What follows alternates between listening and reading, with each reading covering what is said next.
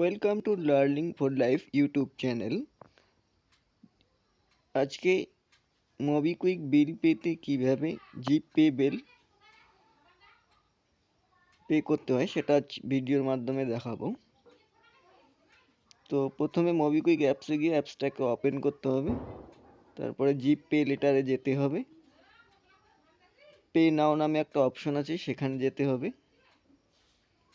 গিয়ে পে এবার অপশনে যেতে হবে,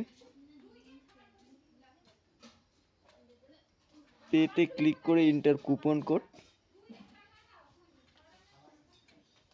অ্যাপ্লাই এ কুপন যদি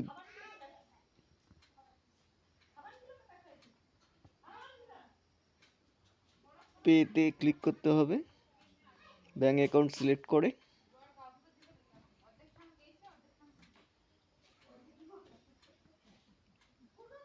পেমেন্ট প্রসেসিং হচ্ছে,